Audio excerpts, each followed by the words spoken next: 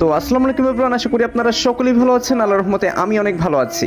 আজকের ভিডিওটা একটু ডিফারেন্ট হতে চলেছে, দ্যাটস ওয়াই আজকে আমি এমন কিছু টপিকস নিয়ে আপনাদের সাথে কথা বলবো যেটি খুবই গুরুত্বপূর্ণ।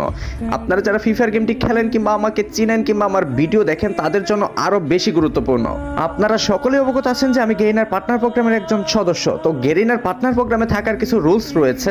প্রথমত হচ্ছে আইডি বাইসেল করা যাবে না, দ্বিতীয়ত হচ্ছে কারোর সাথে কন্ট্রোভার্সি করা যাবে না, তৃতীয়ত হচ্ছে গেরিনার বিরুদ্ধে কিংবা বিপক্ষে কোনো কথা বলা যাবে না। আজকের ভিডিওর মূল উদ্দেশ্যটি হচ্ছে স্ক্যাম। হ্যাঁ, আমি স্ক্যামের কথা বলছি, যেখানে আমার নাম করে অনেকের কাছ থেকে টাকা পয়সা হাতিয়ে নিচ্ছে। আপনারা অনেকেই জানেন আমার আইডি গ্র্যান্ডমাস্টার রিজন পুশ হয়, আর একটা আইডি রিজন পুশ করার জন্য কিন্তু ব্যাকআপ প্লেয়ারের প্রয়োজন হয়।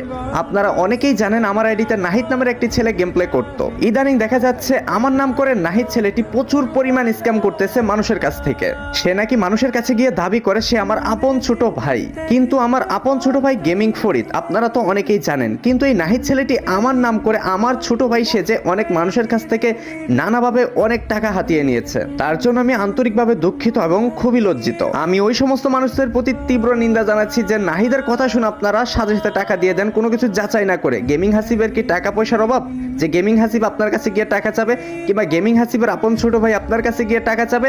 আপনারা একদম বুকার স্বর্গে বসবাস করেন। দ্যাটস ওয়াই এখানে গেমিং নাহিদ সে জাস্ট আমার আইডি একজন ব্যাকআপ প্লেয়ার ছিল। আমার আইডিতে আরো 4-5 জন ব্যাকআপ প্লেয়ার খেলে।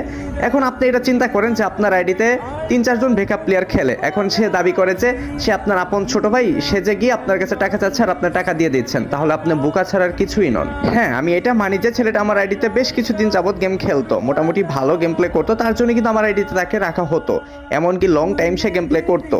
তো এই সুবাদে সে যদি দাবি করে যে সে আমার আপন ছোট ভাই, তাহলে তো এখানে আর কিছুই বলার থাকে না। বাট এখানে আপনারা কি এতটাই বোকা যে আমার ইউটিউব চ্যানেলের নিচেও তো দেওয়া আছে যে গেমিং ফরিদ আমার আপন ছোট ভাই, আর সে আমার কোনো আপন ছোট ভাইও না, এমনকি কোনো কাজিন, কিচ্ছু না, জাস্ট আমার আইডির একজন নর্মাল ব্যাকআপ প্লেয়ার ছিল। আর বর্তমানে এখনো 4-5 জন ব্যাকআপ প্লেয়ার আছে। আর আপনারা তো সকলেই জানেন যে একজন ক্রিয়েটর, একজন ইউটিউবার এতটাও টাইম পায় না যে সে একা গেম খেলা আইডি গ্র্যান্ডমাস্টার রিজিয়নে উঠাবে।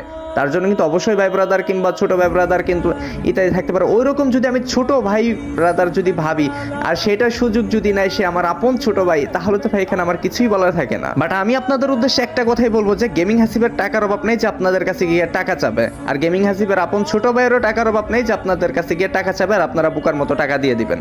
আপনাদের আমি এটা হুঁশিয়ার করে দিয়েছি যে যদিও কেউ আমার নাম করে কোনো টাকা পয়সা আপনাদের কাছে চায়, তাহলে ভাববেন যে এটা বুয়া বানোয়াট হয়ে যাবে।